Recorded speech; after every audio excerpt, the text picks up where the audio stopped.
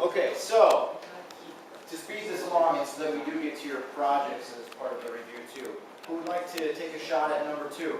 Why does Machiavelli say that a ruler must show himself to be cruel towards his army? Because, like, like I mentioned in the text, the Hannibal army was very big. Yes. So, in order to, for a big army, in order to like control, you need to have it well disciplined. Yep. And you need, if you want to rule, they want to be united. Okay, so Tab used 2 really key words, I believe. He said controlled and united. It was through that cruelty that he controlled them. And it is through that cruelty that he united them. That is a fine answer. That is a fine answer. That would give you full marks on the test. If that was the DBQ and that was a question, absolutely. So, any other thoughts? Asma, you were pointing out to a very specific sentence. You highlighted in blue and you showed it to Joy and Mill. What sentence were you pointing out?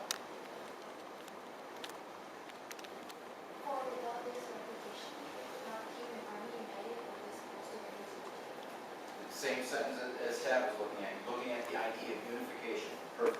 Okay, so you guys get the idea. There are going to be questions like that. Basically saying, oh, what, you just read this article, or this little fragment of a document. What did it say in regards to this? Second question type is going to have to do with reliability, application. In this case, for number 6, this is kind of a mixture of both. Are his thoughts still relevant today? And this is kind of a validity question. Is this a valid way of thinking today? How so? Or why not? What do you suppose? Is this a valid way of advising rulers today? Tim's shaking his head no. Why do you say no?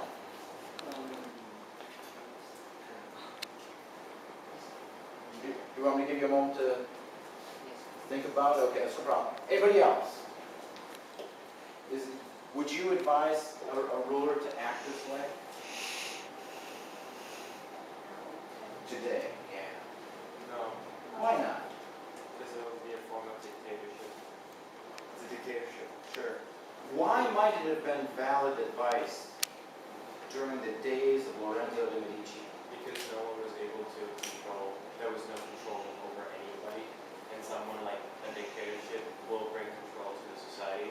Sure. Let's say, if, for example, where we are at Thailand, if everyone would just do whatever they want, commit crimes, and there's no one to make sure things would go well, we need a type of dictatorship, which we are in a military dictatorship, so that everyone has a rule where they have to follow and go with it, or else there will be major consequences to break them apart. Good parallel. Very good parallel. The reason, and here's another historical reason. At that point in time, there was a lot of fighting across here. You remember those German princes? There were over 300 German princes in the Holy Roman Empire. Remember that? And they didn't necessarily always get along. You needed to defend your border. You needed to be tough. You needed to unify your army. At that point in time, maybe it was the best advice possible. If you want to retain your throne, that's what you got to do. Nowadays, it's just going to dissolve as much as thing, evolve into a dictatorship. So, good job on drawing a parallel to explain why. So, this is brief, I know, but we need to keep it brief, unfortunately.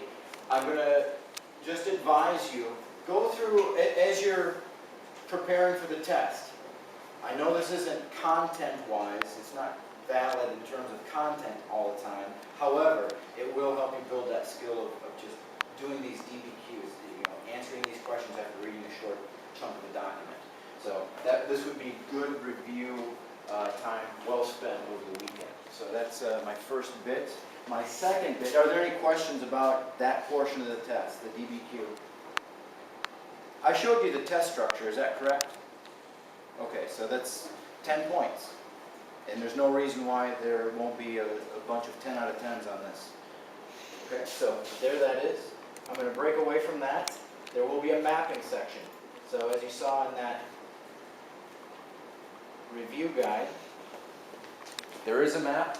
I advise you in that to just study both sides of this map. We'll go through both of them just very, very quickly. I'm going to call for volunteers if it's possible, just so that you can show me that you You remember where a lot of these things are. So on this first page, it was a lot of those voyages. There's several of those voyages. So Magellan, Da Gama, and Columbus. Just a few of them, the major ones, right? So among those three, which one wrapped around the world? The guy died in the Philippines. Magellan, you got it, you got it. I know Tab knows it too. Yeah, Magellan is right. Can somebody come up here and just, you know what? We got pens. We got pens. Blue, green, and red. Can I give you green? Green was Da Gama. Blue, I think that was Magellan. Who would like to take Columbus? I will take it. Oh, Ken wants red. Columbus, go ahead. Yeah, just draw it right on the board here. String out of the way. So you should take that. Yeah, that's Spain. So Columbus, here we go. Very good. And return journey. This is his first journey. Very good. Study this map. It'll be very helpful for you. Thank you, Ken. Perfect.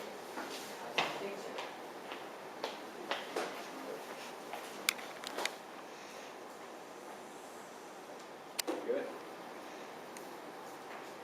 Yeah, our shadows aren't so helpful. You're doing just fine. Don't worry about those. If it bumps into islands, it's not a problem. We'll get the general idea. Perfect. We ran out of juice on that pen. I'll just get it out. Can I give you?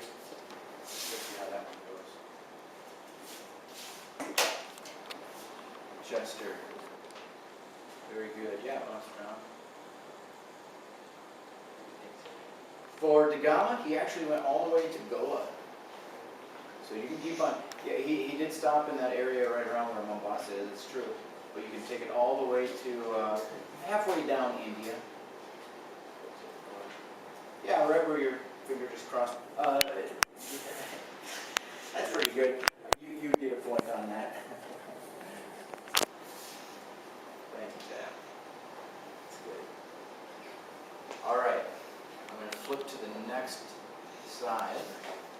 Keep these markers out. See if we can get some more volunteers. Let's see. Oh yeah, Treaty of Tordesillas. Thank you. Yeah, let's do that in black. I don't know if that's a good thing. Treaty of Tordesillas. What was the Treaty of Tordesillas all about? The line that separates America from the Spain and the Portuguese. Yeah, very good. What individual was part of the negotiations of that? Do we supposed to have two lines? Yeah, you know what? Oh, let me, did I hand your maps back? Yes. Okay, on some of your maps, I know there was one map that I provided that gave you both of these lines. This one is the Treaty of Tordesillas. Okay, this one, do you remember the year? It was 1494. It was right after Columbus got back. You know, it's almost as though he was rubbing it in the faces of the monarchy in Portugal. Look what you could have had. Look at all these things I explored. Could have had that, and they got them all upset. And as a result of that being upset, say that's supposed to be ours. They were going by lines of latitude, and this is friction between the Spanish and the Portuguese monarchies. And they're both Christian nations, they're both Catholic nations, and the Pope said, well, we don't want that. You know, we try to have a little bit of spiritual unity here. So the Pope gets involved. That's the individual that helps create this line of demarcation, the Treaty of Tordesillas. His was a little bit further east, but what was eventually settled on was this one that Tab drew. This fellow over here, I know it's on the map that was provided in the text, but it doesn't have a label on it. So it makes you think. So this side is Portugal, right? This side belongs to Spain. And, the idea that good fences make good neighbors, right? That's the idea. But the question becomes, like, if you keep on going around the globe, eventually you're going to be, east becomes west, if you go far enough, right? And vice versa. So what happens with that? What if they keep encircling the globe? Well, this one happened in 1529. It's not in your textbook. I know the text only talked about the Treaty of Tordesillas. This one is called the Treaty of Saragossa. Treaty of, and I wrote that on some of your papers. So Sarah, like the girl's name, and then Gossa. Or Zaragoza, depending on if you're saying it as a Portuguese or as Spanish, right? Zaragoza if you're Portuguese. But, you know, phonetically it's the same. Zaragoza. 2 Z's instead of the S's there. So, and that was in 1529 because over time they are wrapping around the world and they do, hey, well, where's ours? So that was eventually what was concluded there. Good question. Don't have to worry about the Treaty of Zaragoza, no credit or anything like that. Who knows, you may not even need the Treaty of Tordesillas, but it's on our map, so do study it. Can I go to the next map, just for a quick review? So that, of course, is 10 points on the test. These are all of those.